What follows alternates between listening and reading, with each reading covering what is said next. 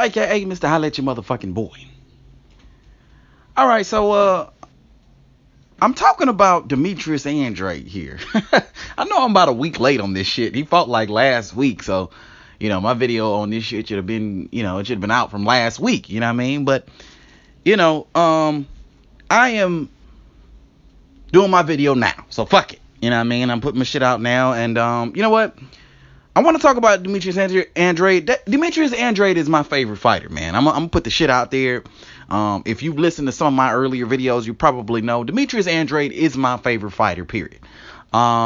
Respect the hell out of Demetrius Andrade's fight game. The dude can scrap. Okay, the dude has all the traits. He has all the tools to be a great fighter, a Hall of Fame fighter. The guy has heart, the guy has speed, he has technical boxing skill, he has a boxing IQ out of this goddamn world. The man got a mouthpiece, he could talk a gang of shit. And Demetrius Andrade, to me, he's the total package. And if he can just stay consistent and stay busy and keep in the ring, I can see this guy going really far. He gets a lot of hate, which I don't really understand.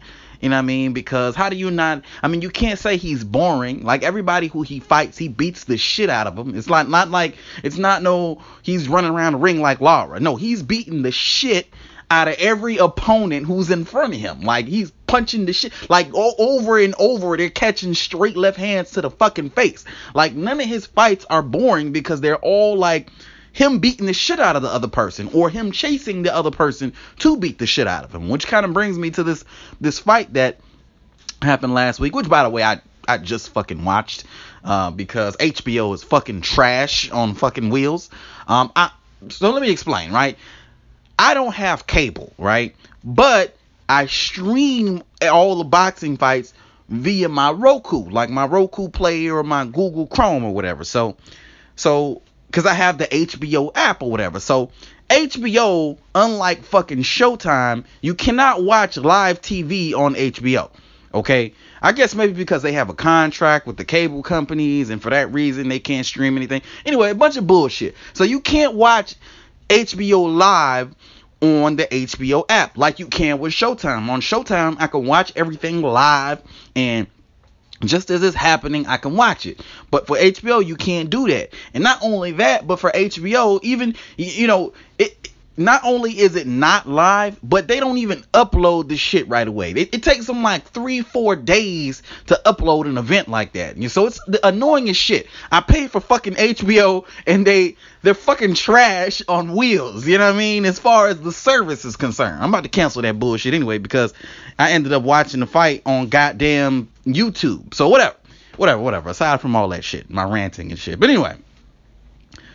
So, Demetrius Andrade, like I mentioned, he's my favorite fighter. The dude has officially moved up to 160 pounds. And by the way, let me take a step back because I find it very interesting that HBO has done a 3-fight deal with Demetrius Andrade. This is very interesting. Are they trying to kind of, are they trying to be a little bit more diverse now with the fighters that they want to promote? Because for a while it seemed like all they wanted to promote were Canelo, Triple G type fighters.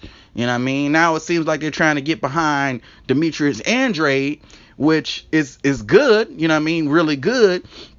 But in the back of my mind, I can't help but wonder what the agenda is. Are they trying to win back the American fan base, the black American fan base, or what are they trying to do? You know what I mean? Because for a while, they've been trying to promote these Eastern European fighters, Mexican fighters, whatever. But whatever, aside from all that shit, you know what I mean? I just found that interesting. I feel like I should just bring that shit up, or whatever. So Demetrius Andrade has officially moved up to 160 pounds, and there's a whole lot of competition in front of him. First of all, him moving up, there's definitely unfinished business at 154. I'm just wondering traditionally, I can understand what prompted him to move up, because at 154, it just seemed like nobody wanted to fucking fight him. Like, Erislandy Lara was just dancing away every chance he get. And I did another video clowning Lara for ducking and shit. You know what I mean? I got a little bit of hate for that. But you think about it, it's true. Lara be fucking ducking, man. Lara was singing, oh yeah, Andrade, let's make the fight, Andrade, yeah. Then next minute he turns around and you hear him trying to make the fight with Jarrett Hurd. Like literally the next day. Oh, I want Jarrett Hurd unification fight. That's what you hear about. And I'm not mad at the unification fight, man, but why does he keep putting off the Andrade fight? He kept putting off the fight to the point where Andrade is left with no opportunity. He's either gonna wait until he's 40, you know what I mean, to get a shot against the WBA belt, because Lara seems content with just fighting a bunch of nobodies and just holding on to the belt and fighting once a year on some Klitschko shit, rather than jumping into the ring with Andrade and defending his belt a little bit more often, so maybe we can see that belt switch hands possibly, you know what I mean? But whatever. So whatever. So Andrade moves up to 160 pounds after not really getting a chance to kind of get his feet wet at 154. Now, mind you, he was a champion at 154, but, you know, there's still a lot of unfinished business there. You know, you got the younger Charlo, you got Jermell Charlo, you got some other opponents down there that he could have possibly fought. Even guys that were already beaten, like Erickson Lubin, or guys like, what's the guy's name who got knocked out by the Charlo? Even some of those guys, or even Jermell Charlo. Well, I already said Charlo, but even man, I'm missing somebody. I'm missing a lot of people, man.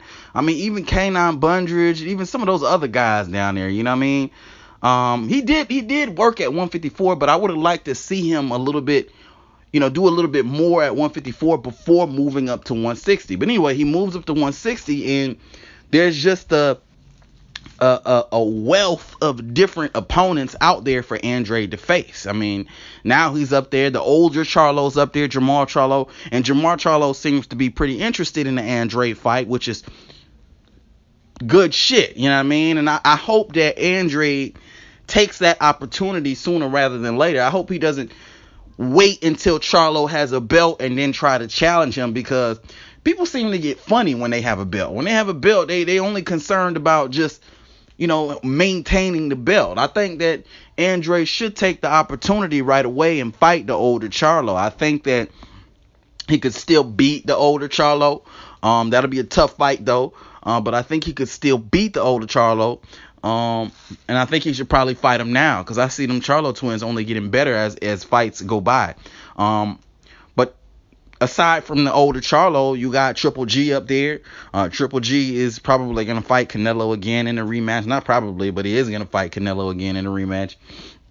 And, you know, we're probably going to have to wait another like year and shit for them to be done with that. And then when they're done with that, they're probably going to do a trilogy or whatever, you know what I mean? So, you know, we're going to be waiting 6 years for that. So while that shit is going on, there's a lot of other opponents up there that Andrade can fight that I see him beating. I see him beating Daniel Jacobs. And they actually have some amateur history. Daniel Jacobs and Demetrius Andrade fought in the amateurs, and Andrade beat Jacobs in the amateurs. So it'll be interesting to see that fight again at 160 and here in the pros. You got other guys. You got Billy Joe Saunders. Billy Joe Saunders is going to fight David Lemieux in December. That should be a very interesting fight. Andrade can go in there. I see him easily beating Billy Joe Saunders. Even though Billy Joe Saunders is not bad, he kind of impressed me in that fight with in his last fight. I can't remember. For some reason, the name is just slipping my mind right now. But Billy Joe Saunders looked pretty good, but I see Andrade getting in there and beating Billy Joe Saunders, possibly getting that belt. I see him getting in there. And a lot of them guys at 160, man, there's a lot of people. Like 160 pounds went from live as shit when it was Sergio Martinez and he was fighting these dudes, and went from really live and really action-packed to just dead and back to kind of getting a little bit live again. Like, you know what I mean? Like, we got some solid guys at 160 now that can really make the division very interesting. Triple G has all of the belts but one, you know what I mean? And we could possibly get an undisputed champion. So it's like, 160 is really shaping up to be something interesting. Andrade's up there, and Andrade I see beating all those guys. I honestly and truly do. I'm just curious to see how this unfolds. I don't want Andrade to slip into what he was in before, that inactivity and that kind of thing. I believe if he can stay active and he can, go after these fights aggressively and really get these guys in the ring, then he's going to really dominate 160 pounds when it's all said and done. You know what I mean? I think Andrade's next fight should probably be Jamal Charlo. I think he should take that fight early on. Don't worry about the belt for right now, because we know Triple G has all of the belts but one, and more than likely after Canelo, the Canelo situation's finished, the next fight will probably be against Billy Joe Saunders. So you're better off securing that number one spot before you do anything else. You know what I mean? Before you try to concentrate on the unified belt holder, concentrate on securing that number one spot, so that way when it's time for people to look your way, they can look your way and be like, okay, this is the number one guy outside of the belt holder, so you can really do that dance. You know what I mean? Go on here and fight Jamal Charlo. If you can get past Jamal Charlo, you can line up Danny Jacobs. If you can get past Danny Jacobs and the winner of David Lemieux and Billy Joe Saunders, those are 3 fights right there that'll put you right in position for Triple G if he doesn't retire. You know what I mean? Or Canelo, if they don't retire. Canelo might retire at 29 or some shit. You know what I mean? After all the money he making with Triple G and shit. But that'll put you right in line. Like, just like I said, man, Andrade's next 3 fights, he needs to fight. If he's gonna take a soft touch, he should take the soft touch now. You know what I mean? Don't wait too long. After this last fight that he just had, take the soft touch, move on, fight Jamal Charlo, fight him right away. Get him out the way. Fight Jamal Charlo right away, okay? Don't let Jamal Charlo get no belt or get in line and start beating people and all this. Make sure you get that W versus Jamal Charlo right away. Fight Jamal Charlo, okay? After you finish with Jamal Charlo, you want to take a light touch in between, go ahead and take a light touch. Then fight Danny Jacobs, okay? After you're done with Danny Jacobs, maybe that'll put you in line for whoever the winner is between Billy Joe Saunders and David Lemieux. You know what I mean? Whoever no matter who wins that fight, get whoever you can get between the winner of that fight or not, whatever. Whether it's, if you can get David Lemieux in the fight and he loses, get David Lemieux in the ring. You know what I mean? That should put you at the number one spot for the WBO. After you finish with David Lemieux, then you should be able to either go after Billy Joe Saunders or the winner of Triple G versus Canelo, and they probably is going to be like a trilogy or some shit. You know what I mean? More than likely, we're going to see 3 fights out of that shit.